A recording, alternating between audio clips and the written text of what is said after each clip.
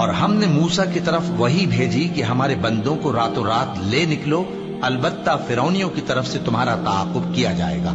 تو فرعون نے شہروں میں نقیب روانہ کیے اور کہا کہ یہ تھوڑے سے لوگوں کی جماعت ہے اور یہ ہم سے غصہ کھا رہے ہیں اور ہم سب ان سے خطرہ رکھتے ہیں۔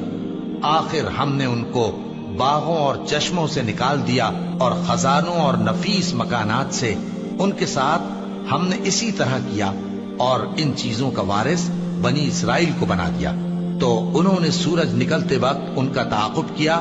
پھر جب دونوں جماعتیں آمنے سامنے ہوئیں تو موسیٰ کے ساتھی کہنے لگے کہ ہم تو پکڑ لیے گئے۔